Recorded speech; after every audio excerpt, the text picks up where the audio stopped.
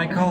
I'm core developer, architect, mainly because at the very beginning blockchain knowledge was a very narrow field, and I had to propagate it to the team and like sell those blockchain ideas, which are slightly different from regular distributed system. Yeah, it's pretty exciting to work in that field. Oh, it's quite a bit, probably over 10 years. Actually, from the very beginning, I started with distributed systems because I work with very special technology designed to deal with distributed systems, and it's called Erlang. So we built aeternity system in Airlock, which is especially good for, as I said, yet again, distributed systems, but parallel systems, networking systems. It was born in Ericsson to handle a very similar environment, and this is why it's suitable here. But we have 2019, there is a whole bunch of technologies dealing with that, but still Erlang has really unique edge, especially for prototyping. So still in the world when all the protocols are not very well specified, there is still room for improvement, room for research, for discovery. And being able to prototype fast, it's like a game changer. So this is paradoxically, even if we have this specific technology for networks, we benefit more from this agility. It's absolutely the way to go or thing to use when evaluating something like bytecode, for example. If you have a virtual machine, which such a smart contract-based protocol is always comprised of, and then you just need to evaluate instructions and operands and input data, and for that the function language is just perfect. Yeah, and then yet another advantage would be organization of internal work of the full node. There is so many things happening. We have to dispatch proof of work tasks. We have to talk to the network, sync. We have to take new transactions, organize mempool. And Erlang is organized using actor model principles. And it's also very suitable. We have less bugs because we use good tools for the job. Yeah, I think the lowest hanging fruits are currently already kind of done and eaten. Now it's mostly like improvement in maintenance.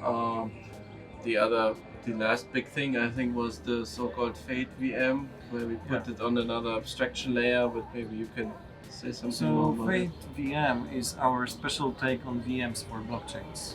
Blockchains require special VMs because it's similar to some sort of sandbox environment, which is supposed to be more secure to begin with and efficient, price efficient, because every computation in a blockchain is recomputed by everyone in the network to validate if it's correct.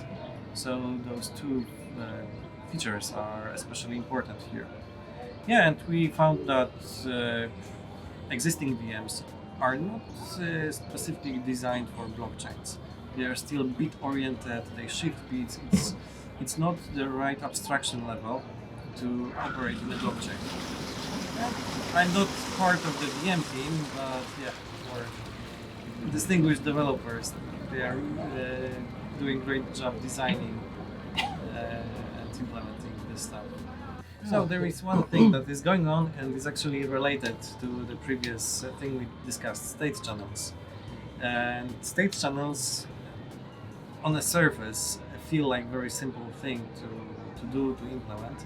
But when you get to it, there is so many edge cases that we are experiencing yet another advantage of using Erlang. Erlang is really good in writing state machines. It actually has special primitives to code state machines, and it's also advantage here. Less bugs, faster progress, and yeah. It's basically made for everyone, so especially inviting people who are not in whatever scene, like from whatever they are, just come and give it a try. We are pretty open. The documentation is out there. Actually, we are probably one of the most open projects out there. Open code, open protocol, even project management is open board, code tracker. Also like handled with very little authority. So, for example, I don't have any formal like position or authority in the whole aeternity organization. So whenever we come up with new ideas, and I just discuss them, and most of the time, most of the times, they are getting realized. And because it's always like coming up with a good idea.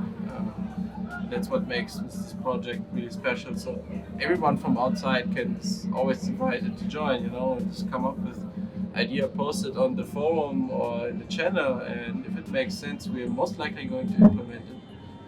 We have Hartford coming in the end of September, so we need to discuss technical side of features we want to include.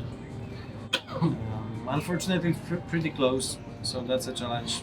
The native tokens, we covered governance, options of names in our DNS-like system. We'll see what will be possible to deliver.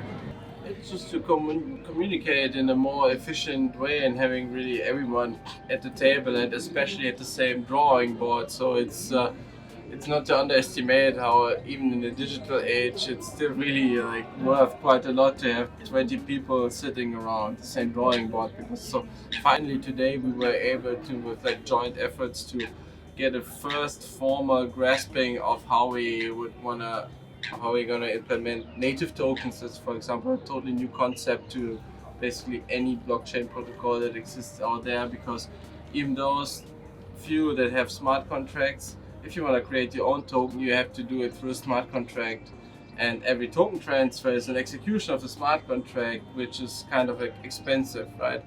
So, but we came up with a way how that would you allow to create like native tokens directly on the protocol, so to say, without having to run the smart contract, which makes the transaction fees, for example, way cheaper, so you can have more of the token transactions in each block, for example, and the transfer fees are way lower without sacrificing the possibility to implement custom logic to your token, which you would do in a smart contract. So if you want to do that for your special application, you need to still be able to do so. And it goes so well with Eternity vision to have everything integrated. So to have it first base protocol, to have it plug and play. And you get more and more of those advanced tools. In another blockchain you need to write contracts which are more expensive, more complex, bug prone. And here it's safe API that lets you benefit from those features, and you have it backed by blockchain.